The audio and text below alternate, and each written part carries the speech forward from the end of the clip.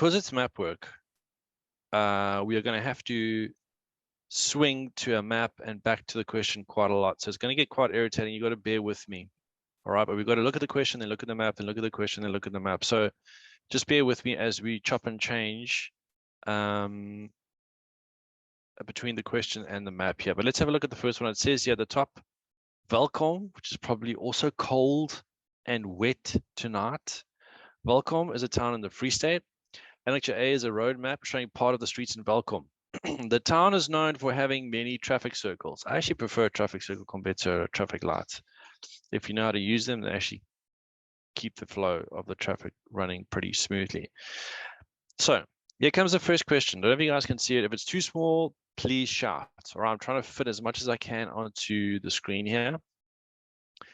Here comes the first question. Write down the general direction of the concourse circle from the shell circle. All right, so now we've got to look at our map.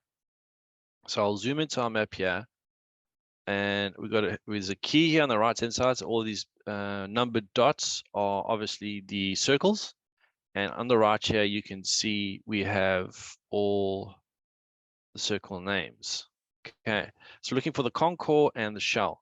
Now, I don't know if you can see it, but number 3 here is shell. And then number 15 here is concourse. So I'm looking for 3, which is there. And I'm looking for 15, which is there. All right, so those are the 2 points that we're looking at in this question. All right, now I'm going to scoot over to the left a little bit because I want to read the question again one more time.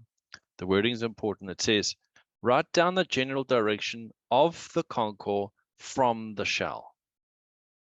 All right, shell is 3. I'll put an S here for shell, and concourse is 15. Of the concourse from shell. What is the direction of concourse from shell? Sonke, well done.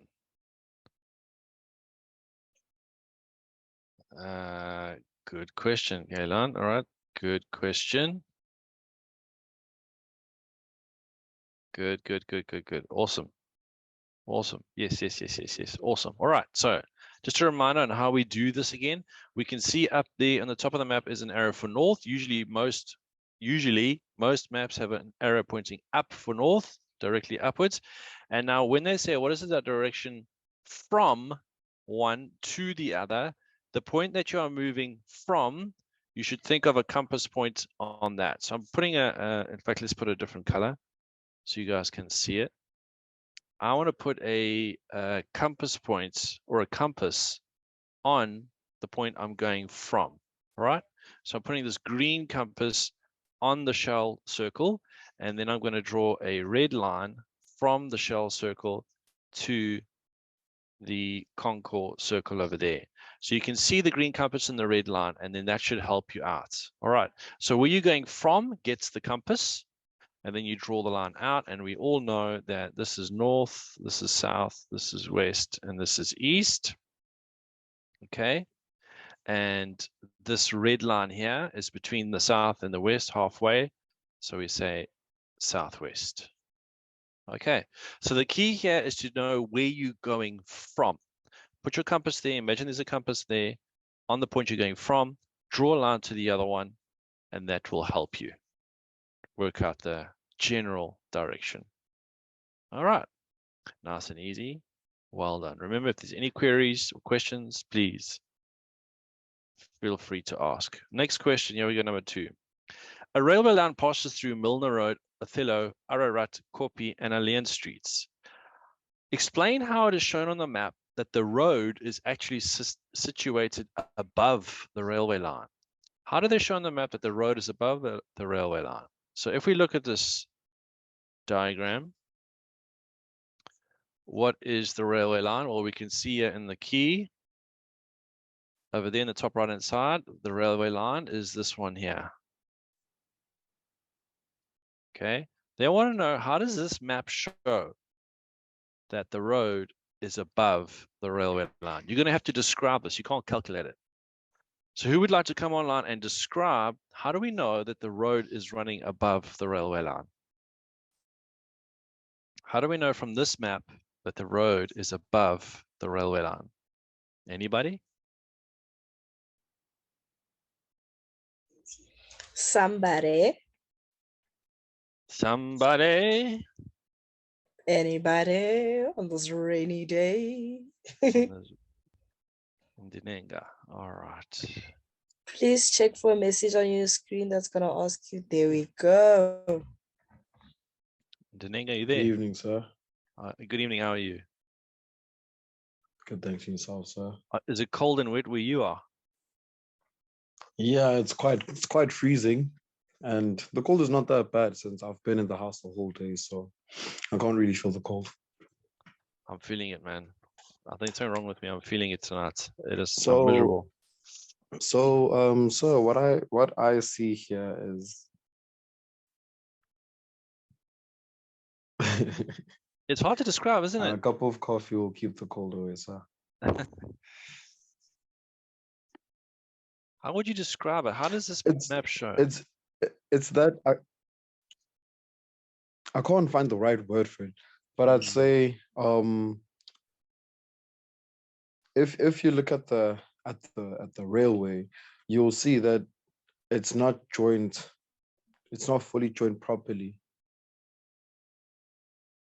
I don't know if Yeah. I put it in the right Yeah, context. no, you're right. And But look, it's I not. know you. It's not. Not. I know you can see it. It's hard to explain, It's isn't not it? joined. Yeah, it's quite difficult to explain, sir. But it's for the fact that you can see that it's not joined properly, and there's the roads in between. I feel like that's what tells that okay, the road is over the railway, and the railway is under the road. I agree with you. I agree with you. So you could use words like the railway line that is drawn stops when it reaches the road and continues on the other side. You could use words like that. So the railway lines drawn stop at the road and will continue on the other side of the road. That is an indication that they're going underneath the road. Yes, we can all see it. I mean, it makes sense, but how do you describe that? It's putting it in context. That's the problem. Like putting it in words. Yeah, it's to it's quite difficult. Use your words. But if your words make sense in any way, the marker will have to give you the 2 marks here. So don't worry too much about it, what words you use. But if your words make sense, and just write what you see, the lines stop on either side of the road. They do not go over, the lines do not cross the road lines, then you'll get your marks for that. Yes, sir. All right, Deniga, thank you so much for the help there. All right, excellent. Thank you, no problem. Let's move on to the next question and have a look. Okay. Now, first of all, let's just write the answer here. So I'm going to write southwest over here. And then over here, I will say railway lines drawn. Do not cross road lines. So something like that. Okay.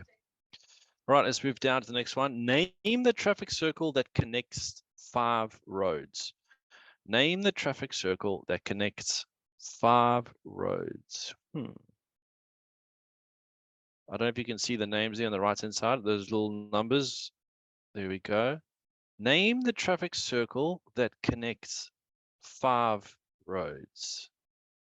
I don't know if you can see it. Say the number or the name if you want.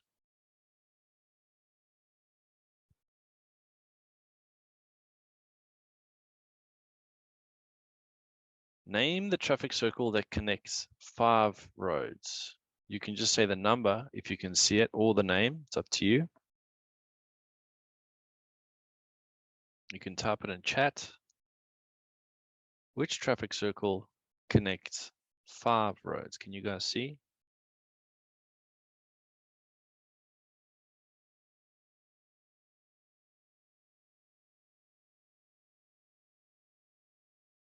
Twenty's got 3. Yeah, I would say 11. Yeah, I would say 11. I would say 11 as well. It's 11, which is Toyota.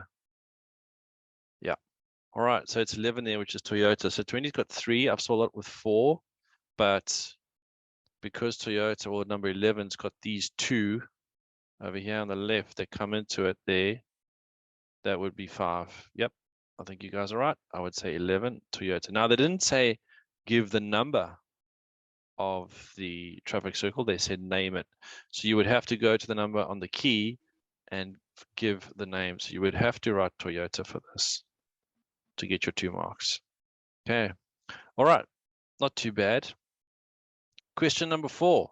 Here we go. And you know it's coming, hey? Usually with these map work questions, there's going to be one, or there is often one where they ask you to describe the route. Okay, so describe the route that will be taken by a car entering the town on the stateway from the industrial area if it's heading to point X at Dagbreek, passing by the city council building on the left. So you're coming into town from stateway industrial area, heading to Dagbreek marked X, passing the city council building on your left. Now what I'm going to do, excuse me, is copy this question and bring it up here to the top so we can read it while we look. Okay, so I'm going to plop it over here at the top. All right, there we go. So there's a question at the top of the map. Okay, and I need someone to come online and help me with this. So I need you to describe the route that will be taken by a car if you're entering town at the stateway from the industrial area. Now, where is the industrial area?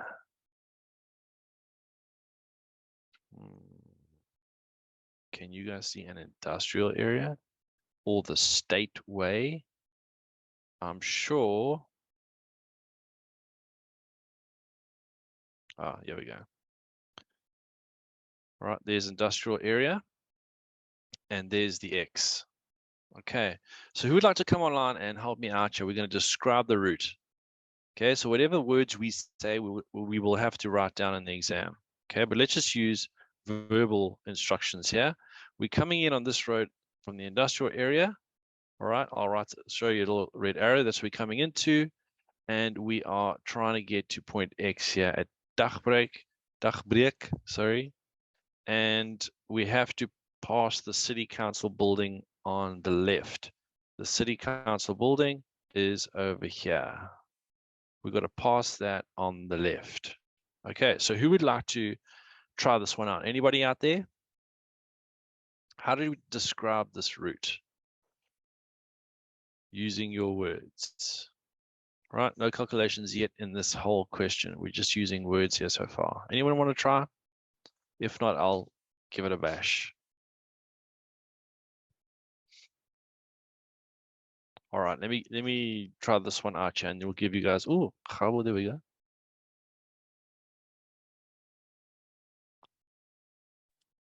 How are you there?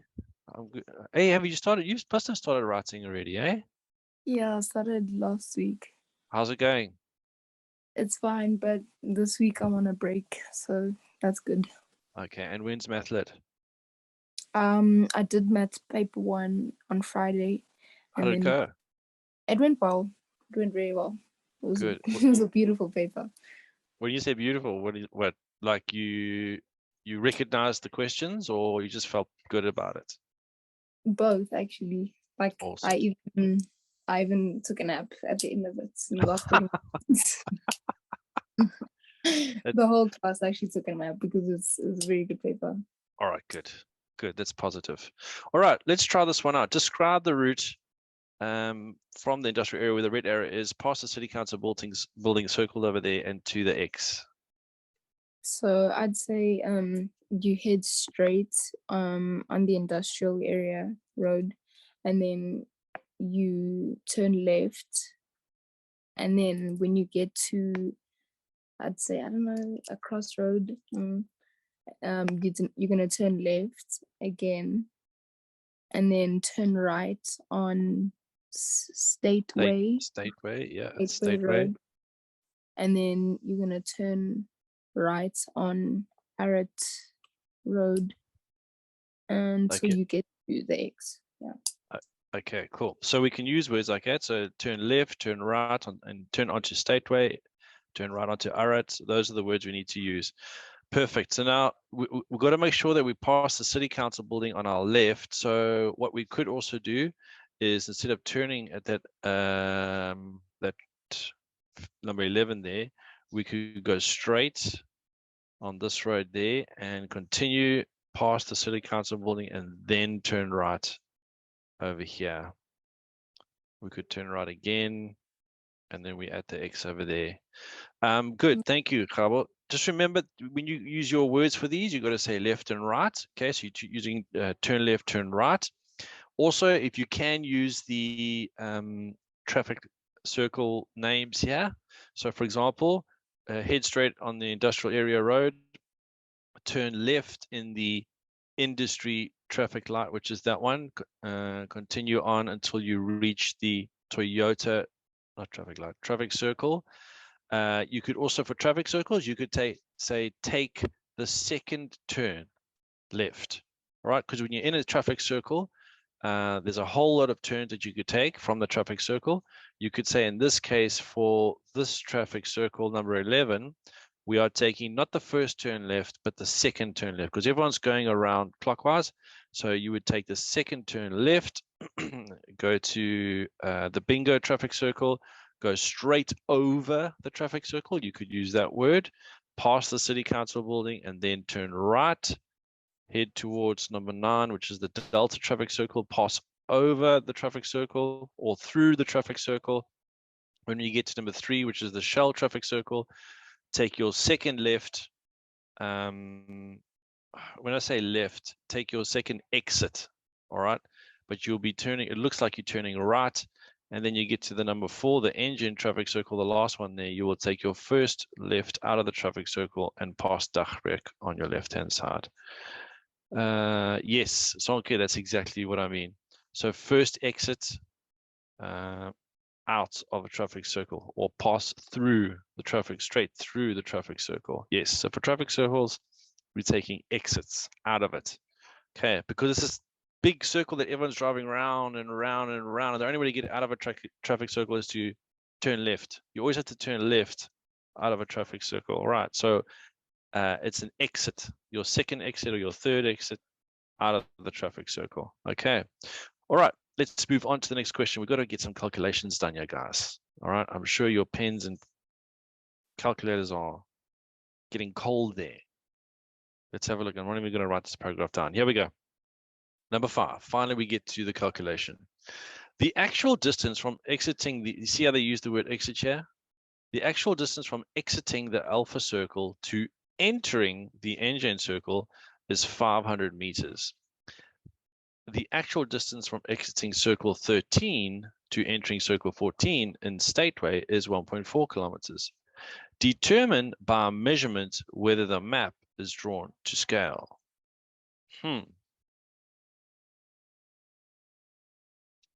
Okay, so what we're going to do is, we don't have a ruler here, all right? So we're going to try and test to see, and we're going to use our own measurements here. Let's see if we can be proportionate. So exiting alpha to entering engine. Let's go to the map. Exiting alpha to entering engine. Where is alpha on the right here? Alpha is number 8. There's alpha. Engine is number 3. So from exiting alpha to entering engine is a certain ruler measurement. Okay, so it's this distance here between the two traffic circles, and they say in the real world that is 500 meters. Then they say, let's go to the question again. Exiting circle 13, entering circle 14 is 1.4. 13 to 14. All right, 13 to 14 is 1.4. So this one here is 1.4. Now, let's not think about the measurements they give us. Let's look at the map, okay? So let's pretend that from Shell to Alpha, or Alpha to Shell, let's imagine a ruler measurement of, let's say, 2 centimeters, okay? If I call that red line there 2 centimeters, how long do you think this blue one, this blue arrow is over here at the bottom? if the top one, the red line there is 2, how long do you think this blue one from 13 to 14 is? Centimeters we're talking about now. So let's pretend you measured the red one as 2. How many centimeters would you guys estimate that the blue one is? Yeah, I agree with you. I think it's probably double. All right. Maybe a bit short of double, but let's call it double. Okay. So let's call it 4. So let's say the blue one is 4. If you measure the red one as 2, then the blue one is 4. I'm with you. Let's use that. We're going to use that now. Okay. So we got 2 sections that we are measuring here. This is what I think they're trying to say. So if we've got a 2 centimeter relationship, gives us 500 meters, and a 4 centimeter relationship represents 1,4 kilometers. All right. Now, I know you can see already we've got problems here. But anyway, let's show by calculation, because that's what they say. We're going to measure and show by calculation. So on the left-hand side, we measured these 2 values. And on the right-hand side, this is what they tell us it's supposed to be in the real world. Okay. Now, what I'm going to do is, first of all, change the bottom one's kilometers into meters. So we're going to multiply this by 1,000. Okay. That'll change this bottom one to 1,400 meters. All right. Now, I'm not going to change this too much. In fact, let me pull this out and compare them next to each other like this. All right, so there we go. And I'm going to draw a line between them to show that these are 2 separate things. Okay, now I'm going to work on the left-hand side, and I'm going to change this to 1 on the left. 1 is 2. All right, which means if I change the 2 to a 1, I'm dividing by 2. Then I need to divide this side of the ratio by 2 as well. That would give me 1 is to 250 meters. If I do something similar to the right-hand side, the other road we measured, I want to make this a 1. So I'm going to divide that by 4. That'll give me a 1. And on the other side here, I'm also going to divide this by 4. And then I'm going to get my calculator out and see if this gets me something similar, 350. All right. So 1 centimeter on the left, for the road we measured on the left here, 1 centimeter equals 250 meters. But on the right-hand side here, 1 centimeter represented 350 meters here. Now, if you measured accurately, all right, and if the map is drawn to scale, these 2 ratios should be the same if these distances they gave us are correct. If they're saying these distances they gave us here are in fact true, then when the map is to scale, when we measure accurately with a ruler, what we measured should give us the same ratio here. Are you guys happy with that? Right? Because we're using the map scale and comparing the answers that the question's giving us here. So we're using the scale of the map and the actual values they give us to say, is the map true? Now, if we measure correctly, these values should be the same. They should. So number 1, you've got to measure correctly. Make sure you're measuring accurately. And then when you do this kind of calculation, when you're comparing apples with apples, and what I mean by apples with apples, I'm changing this to 1 centimeter on the left represents a certain number of meters on the right. Okay, I've got to compare them both. And when I do this, when I bring them both back down to 1 is to something, I can see that these values are not the same. Now, you've got to be careful with this kind of thing, because if you don't measure correctly, you will be off anyway, slightly. But in this case, I think the error is significant enough that we can say that something's not right with this map. Okay, so if you measure correctly, it should be the same. But if it isn't, and it's quite obvious, this is not like 250 versus 270. All right, this is not 250 on the left and 270 on the right. 250 and 350 is a big difference. Okay. All right. So I would say that the scale is not correct, or that the values they gave us here is not correct. Okay. But if we read the question, it says the actual distance from the one circle to the other, in the first instance, there is 500. The actual distance from two other circles is 1.4. Determined by measurement whether the map is drawn to scale. Well, using our ruler and the measurements we have here, which is 2 centimeters and 4 centimeters, and using their information in a ratio, these ratios are different.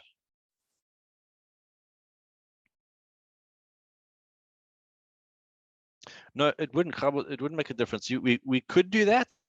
You're still going to get a different answer. In fact, you'd get 0.25 on the left and 0.35 on the right. That's all you would get. So all we're doing is taking a ruler measurement, a 1 centimeter ruler measurement, and seeing, using their numbers, how much distance we get with 1 centimeter for these two different distances on the map. And they should work out. So either the data they gave us, the numbers they gave us here is wrong, or the map is not to scale. Now, obviously, they're not asking, are our numbers wrong? They're asking, is the map drawn to scale? And according to these big differences between the ratios, this map is not to scale. I hope you guys understand that. Okay. Now, the point of this question is to compare apples with apples. So we created two ratios using those two distances and the information they gave us, and brought these two ratios down to 1 is to something. Both must be the same. 1 is to something. And we can see here, no. That should be the same for both of them. All right, it should be the same. For example, if the scale was the same, and we had 2 centimeters represents 500 meters for the one distance, then when we measure 4 centimeters for another distance, that should give us 1,000 meters. All right, because we're just doubling it, but it didn't. It gave us 1,400. So something's not right. Okay, I hope you guys can see that. Are there any questions?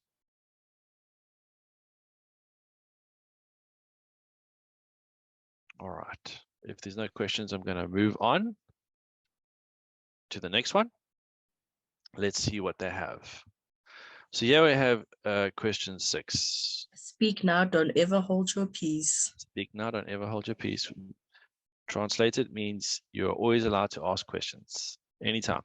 Question 6. Samuel stated that it took him 5 minutes to cover the distance of 4 kilometers in this town. Verify with calculations whether the car was traveling within the speed limit. Okay, so verify with calculations. Verify whether the car was traveling within the speed limit. So we need to check the speed of the car, and they give us a formula to work out speed. Now, what's the speed limit? Well, if we go back up to the map, I don't know if you noticed it. Down here at the bottom of the map, there's a little note. It's very small, so maybe you didn't notice it. Over there, highlighted in yellow, it says the speed limit on public roads in an urban area is 60 kilometers per hour. So we got to test that this guy was going 60 kilometers per hour. Okay. All right, here we go. Now, who would like to help me with this one? What do I do? Yes, Tando. That's what we're testing. Is he going 60 kilometers per hour? Who would like to help me with this one? And you know what? We've been here a whole year, and I still will not forget, Kia, and I'm sure you don't too, the first time we did a speed, distance, and time question. I'll never forget that day. Anyone like to help me with this? You guys, please don't make me do these all by myself tonight. I need to work out distance.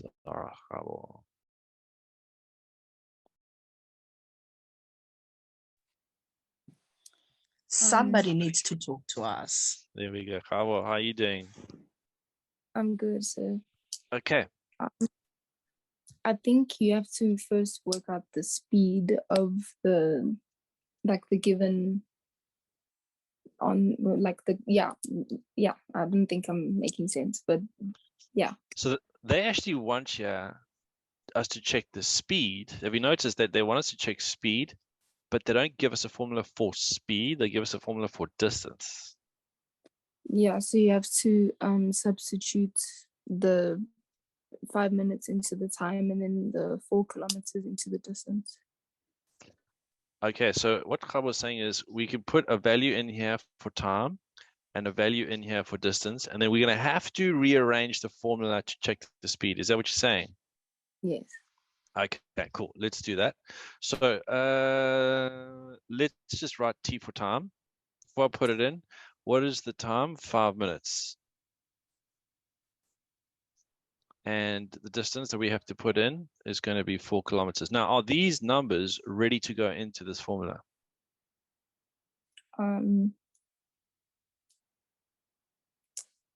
Yes, I don't know. So if we put in minutes and kilometers, the speed we will get out is kilometers per minute. Now we have to check this speed. Oh, you have to change it to hours. Yeah, so we need to compare against that speed, which is kilometers per hour, and they've given us time in minutes. So we will have to change this 5 minutes into hours, first of all. And how do we do that? Times by 60. Or divide by 60. Divide by 60, sorry. Yes, I can hear you on a break this week. We have to divide by 60. Okay, so 5 out of 60 minutes is how many hours? Oh, I want to do this horrible decimal. 0.8333. All right, let me just write quite a few. 0.83. Was it 0.8? It was 0.8. Yeah. So 0.8333 hours.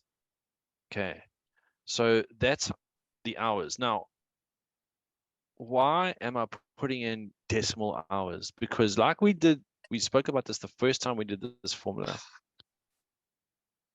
This formula only takes decimal hours. Okay, so you have to change it into a decimal format here. Now the kilometers are good. We can put those straight in. Now we're going to go to the formula. I'll write it. Let me just put it straight in anyway. So we've got 4 kilometers for distance equals, I'll write S for speed times 0.083333 hours. All right, Kaba, what do I do now?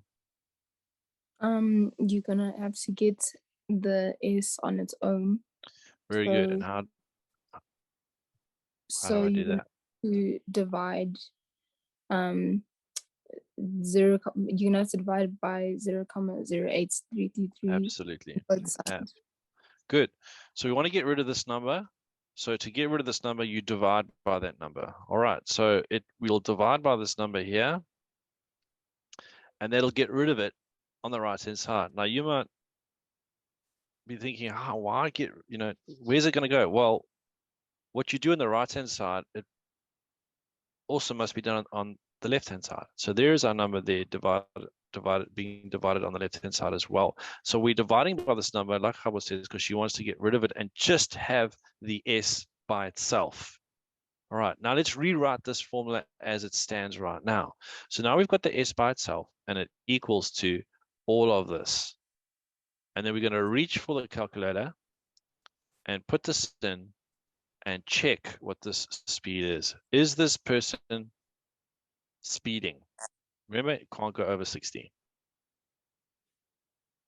It equals 48.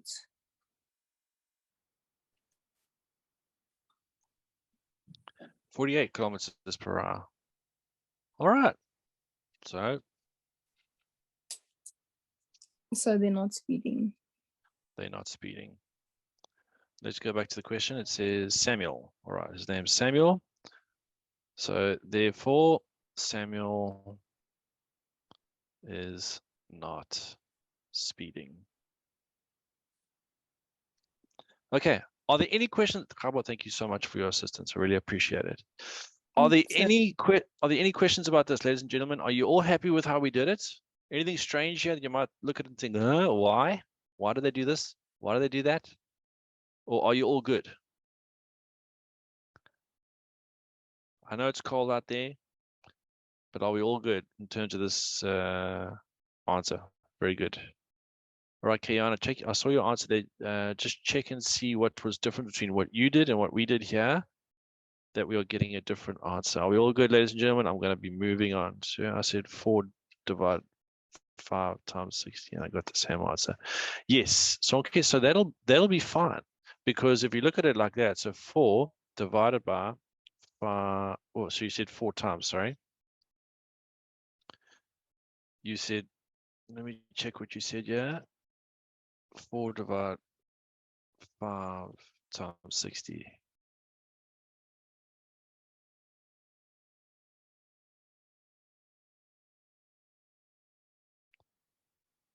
Four divided by 5 times 60.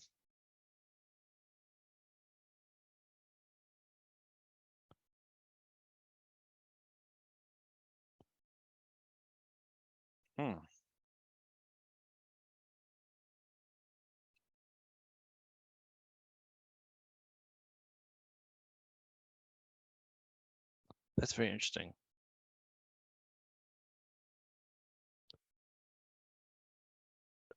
Soki, how did that look on your calculator?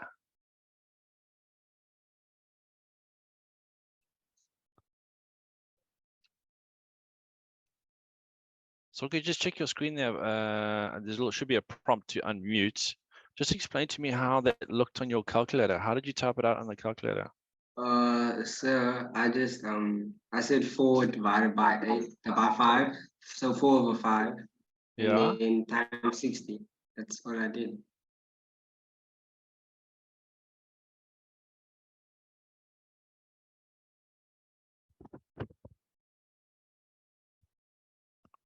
Hmm. 4 divided by. Oh yes. Okay, I'm with. All right, I've got it now. Okay. Let me just explain what Soki did then. If you guys are thinking, what, why does that work? Well, look at this. 4 divided by see ours over here at the top is 5 over 60. Now Sonki's got 5 times 60. Now just hold on. Let's just see if this works out mathematically. 5 over 60. So 4 divided by, and I said this is 5 over 60. 4 divided by 5 divided by 60. All right. So on our calculation, we said 4 divided by 5 divided by 60, which gave us, no, 5 divided by 60 gave us 0.083333, right? But you know in mathematics that when you divide by fractions, we don't like to divide by fractions. So what we do is we tip and times them. So this is the same as 4 over 1 divided by 5 over 60. And that we tip and times, that's 4 over 1 times 60 over 5. And then when you put these two together, it's 4 times 60 over 5, or 4 over 5 times 60. It's the same thing. All right, so Sonki, you're saying the same thing. Yes, sir. I'm zigging, you zagging, but we're getting to the same place. Yes, sir. All right, excellent. Okay, so yes, mathematically that is absolutely fine. You zig, I zag, we're getting there. We get to the same area. All right, any other questions? Otherwise, we're going to move on. There's other few little ones here that I want to have a look at. All right, let's have a look.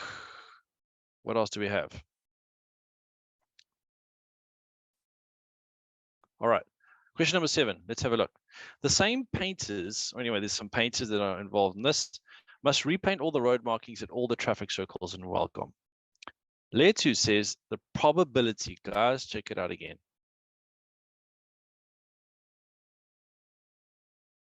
They snuck in a probability question into here, into a map work question. Can you believe it? Layer 2 says the probability that the painters are at a circle in Stateway is 0.15. Verify whether her statement is valid. Stand by as repaint all the road markings at all the traffic circles. Layer 2 says the probability that the painters are at a circle in Stateway is 0.15. Now, where are circles in Stateway? Let's go have a look. Let's go have a look. Where is Stateway? Stateway, Stateway, Stateway. All right, so where on this map do they talk about Stateway? There we go. All right, so here is a road. Okay, I'll highlight it. There is Stateway. I'm highlighting that road in blue. And Lecture says that when they are painting all the traffic circles, the probability that there would be in Stateway, the road, is 0.15. Now, what that means is the probability that there'll be in either 15, 14, and 13, those traffic circles, which are on stateway, is 0.15. So what we're testing out to see is what's the probability of being in these 3 traffic circles out of all the possible traffic circles. Now, if we look at all the numbers on the right-hand side here, we've got traffic circles that go from 1 to 20. So what's the probability of being in these 3 traffic circles, 13, 14, and 15, which are on stateway? All right, so underneath here, I'll show you. So what's the probability that we are on the stateway traffic circles? It's those 3 out of 20. All right, it's 3 out of 20. Yes. Now we're going to check this by making it a decimal. All right, so let's go here to the calculator and go down to the bottom and check this answer. And here we go. 0.15. She is correct. Yep, 0.15. She is correct. All right, so in a very strange way, they want us to check what's the probability of being on those 3 traffic circles. All right. Your statement is valid. Absolutely. Valid statement. I hope you all got that. I hope you all got that. All right, let's move on to the next set of questions.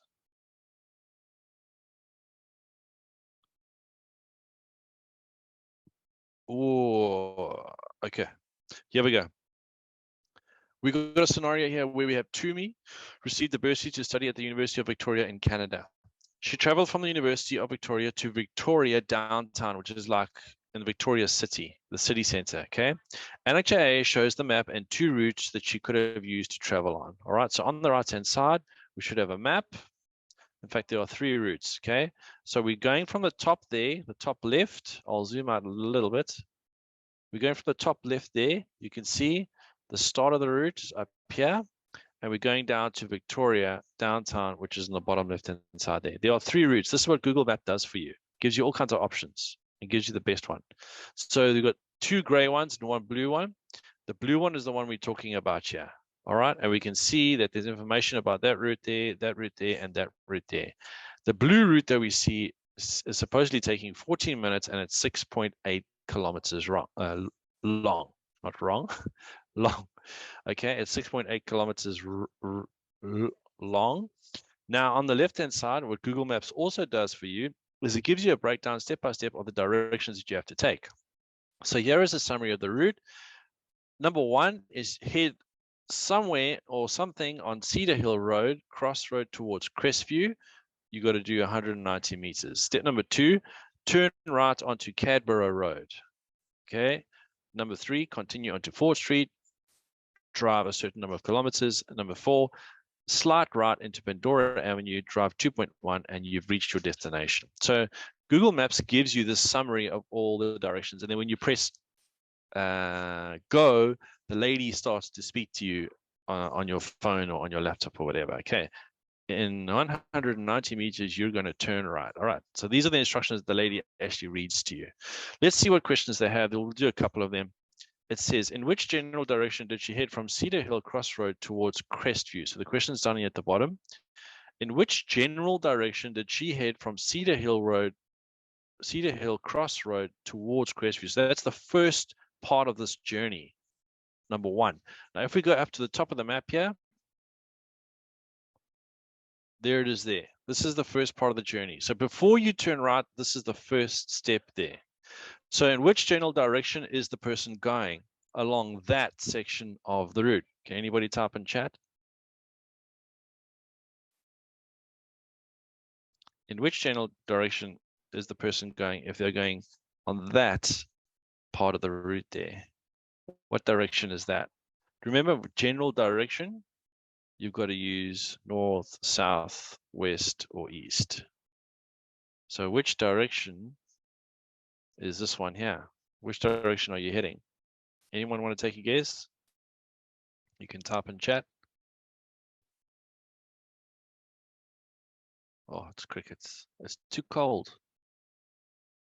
Yes, southeast would be my best guess as well. All right, so it's something like that, close to that. So this, yeah, I would say southeast as well. Yes. Southeast. Yes, very good. Okay, let's try one more. What other questions do they have? I would also say southeast. Let's go down and see what they have. Determine the distance that she traveled on Fort Street. Now, we can see here that this part of the route is the Fort Street section. Continue onto Fort Street and drive a certain number of kilometers. So how would we find out how far she drove on Fort Street? How could we tell that? This is the last question for tonight. How far did she travel on Fort Street? How do we figure this out, ladies and gentlemen? We'll do this one and then we'll call it a night.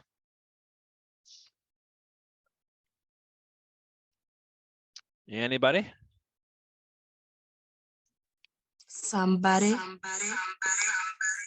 You see, our sound is getting better. We even got echo now. We've got echo on our album. We are developing our musical talent here. This album. It's an original sound. No one can top this. Oh my gosh, Kia's sitting there at the sound desk. 92. Yeah, that's quite big, eh?